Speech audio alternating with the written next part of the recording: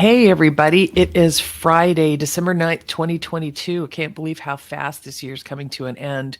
I feel like I learned so many things about me, about business, about life in general, about what I can and can't do, and I feel really kind of invincible at the moment, which is a great place to be going into the new year. I want to thank you all for your really positive responses to the five phases of retirement article that came out of my blog last week. A lot of you told me that it struck home, and you're in the pre-retirement phase or the honeymoon phase or even the disenchantment phase, which I moved through. So the pre-retirement phase is when you start planning. You're probably talking a lot with um, your partner or yourself or a financial advisor about how to prepare financially for retirement. Not a lot of people think about how to prepare emotionally for retirement. And that's where I come in. So I can help you in all different stages, pre retirement, talk about what you see for yourself in the next season of your life. I moved through the honeymoon phase pretty quickly. Pretty quickly. It was about a year, and I exhausted myself. Saying yes to every invitation and trying a bunch of new things and stuff. And I got to the disenchantment phase, thinking, is this what I'm going to be doing for the rest of my life? Am I going to be exhausting myself, being really active, doing things, but nothing that was really feeding my soul?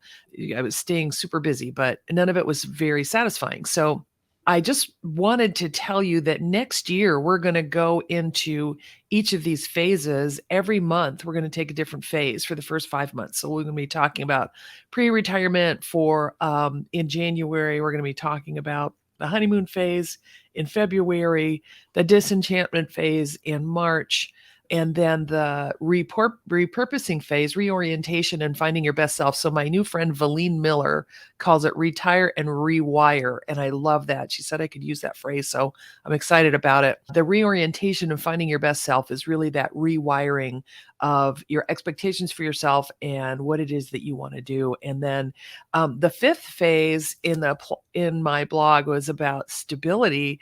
And I really like to call it more like fulfillment, where you figured out what's really important to you, and you're doing that, or you're starting to put it together, and you get to this phase where you're like, wow, I'm really doing this. I'm really redefining or rewiring myself so that I'm going to leave a legacy of joy, of service, of money, whatever it is that you really want to do in this next season of your life. But so I wanted to let you know, kind of cue that up for next year.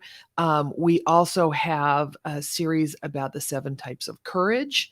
And in order to retire and rewire yourself, you will need to call on your courage sometimes to push you past some resistance that you're going to feel, and sometimes the resistance of others too. So I really appreciate you as an audience, as my friends, and I hope you find this content interesting. And I love to hear from you. I got a bunch of emails from that last blog. I would love to hear from you that way, on Facebook, on LinkedIn, however you want to get in touch with me. And of course, my website, couragerises.life. I'm going to be talking as well more about my program, See It, Be It.